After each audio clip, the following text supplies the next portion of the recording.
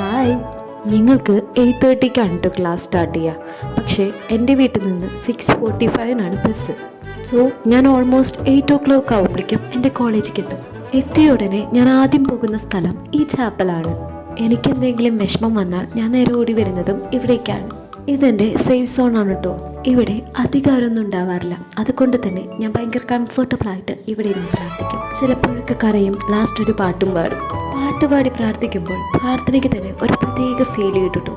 ഇവിടെ എൻ്റെ പാട്ട് കേൾക്കാൻ കാത്തിരിക്കുന്ന ഒരു സിസ്റ്റർ അമ്മ കൂടി ഉണ്ട് കേട്ടോ. ആളോടെ ഇരിക്കും.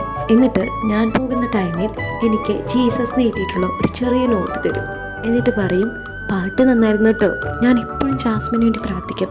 വിഷമമൊന്നുമില്ലല്ലോ. ഈ ഒരു നോട്ട് ഞാൻ മോൾക്ക് വേണ്ടി പ്രാർത്ഥിച്ചിട്ട് എഴുതിയതാട്ടോ. അത് കേൾക്കുമ്പോൾ ഓണസ്റ്റ്ലി എനിക്ക് എന്തോ ഒരു ഭയങ്കര സന്തോഷം വരും കേട്ടോ. എന്തോ എന്നെ സ്നേഹിക്കുന്ന, എൻ്റെ കഴിവുകൾ അപ്രീഷിയേറ്റ് ചെയ്യുന്ന ചില ഡേയ്സ് ഞാൻ ലേറ്റ് ആവും. അപ്പോൾ ഞാൻ വേഗം പ്രാർത്ഥിച്ചിട്ട് പുറത്തേക്ക് പോകാൻ നോക്കും. അപ്പോൾ പിന്നെ നിന്നൊരു വിളി വരും, ജാസ്മിൻ ഒരു പാട്ട് പാട്. മാതാവിന് ജാസ്മിൻ്റെ പാട്ട് ഒത്തിരി ഇഷ്ടമാണ്. വിമലയിൽ നിന്ന് ഞാൻ പോകുമ്പോൾ ഏറ്റവും അധികം മിസ് ചെയ്യുന്നത് ഈ ചാപ്പലും എന്നെ ഏറ്റവും കൂടുതൽ ഇഷ്ടപ്പെടുന്ന ഈ സിസ്റ്റർ അമ്മയും കൂടിയാണ് കേട്ടോ.